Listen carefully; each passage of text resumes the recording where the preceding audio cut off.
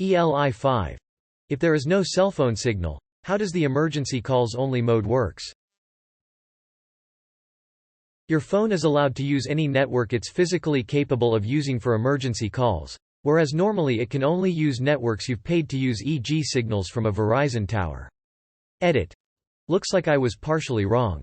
Quoting, U.S. Films Bob. Every carrier has roaming deals with other carriers who use the same signal, meaning your ET plus T-phone will work on T-Mobile towers, vice versa.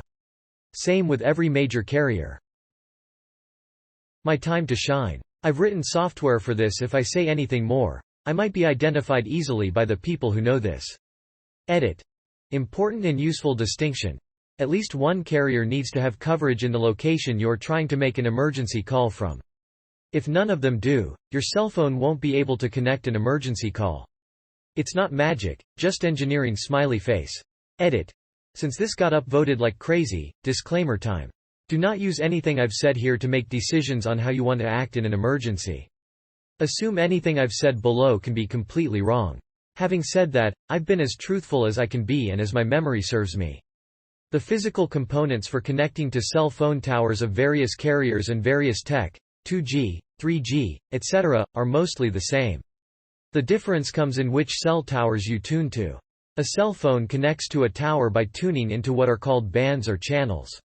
For something simple as GSM, it is literally frequency bands. For newer tech like CDMA and LTE, it's a bit more complicated because the tower signal jumps frequency bands and is mathematically encoded, stuff that even I don't understand well. When you buy phones from different carriers, they are set to ignore bands or channels that the carrier doesn't use. It serves several purposes. 1. To make sure you can't take the phone to another carrier. 2. To make sure your phone doesn't waste time and battery tuning to cell towers that won't accept them. If you have an AT&T service, the T-Mobile tower will reject you even if you can talk to it. 3. Less testing of the phone necessary, etc.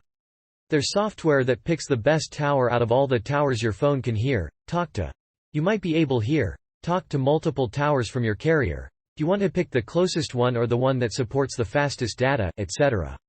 When you make an emergency call, the software that's responsible for picking to tower tells the tuning software this is a fucking emergency call. Full speed ahead. Connect to whatever you can find. The tuning software also keeps track of the last few bands, channels in which it saw any signal. It'll try them first so that you can connect the call quickly.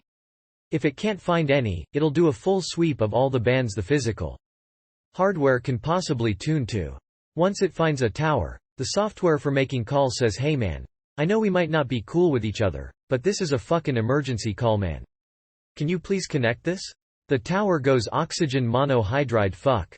Shit. I'll connect you." If the tower is at full capacity, it'll kick out someone who's not in an emergency call and then connect the incoming emergency call. In fact, you don't even need a SIM card, in some countries, or ever have had service in a cell phone to make an emergency call. That's why when there's no SIM card, the phone will still tune to a tower with good signal and show emergency call mode. This is to make sure we don't waste time when you actually need to make an emergency call. This is why if you are in an area with no cell service from any carrier, your phone drains the battery soon because it keeps searching each band asking, "Can any tower hear me?" So you should put it in airplane mode. And if you are in airplane mode and make an emergency call, it'll automatically get out of airplane mode. Again, to save you time. In case your call disconnects, your phone will connect back to the same tower again. This is so that the carrier can try to locate you using the tower signals. If you had connected to another tower, the emergency people might have to connect to the different carrier and start locating you all over again. Disclaimer. Don't try the next part in a real emergency unless you really don't have any other options. I'm not sure all phones do, but a significant portion of them will. Each country has a different emergency call number. It's 911 in the US, it's 112, I think, in Europe, something else in Japan. What if someone goes to a different country and get into an emergency? They won't remember what that country's emergency number is, so the software in your phone will see you are dialing 911 in Europe and go, "This person just wants to make an emergency call. I'll just connect to 112 instead." There's a ton of cool stuff that goes on in your phone and the carrier to make sure we do absolutely anything possible to connect an emergency call. Hope this was an interesting read. Edit. Wow, this blew up way more than I expected. My most upvoted comment by a wide margin. Really happy that so many of you enjoyed it as much as I did writing some of this software. It makes me emotional when I think about this work. And obligatory thanks for the Reddit Gold. Edit. Also, so many people assuming that this means it's feasible to hack or asking if it's feasible to hack. No, it's super trivial to avoid hacking this to make free calls. The tower just needs to check the number you are calling is an actual emergency number. Also, I wouldn't be surprised if the emergency calls have special routing behavior to make sure it goes to your nearest call center. So it's even more easy to prevent free phone calls.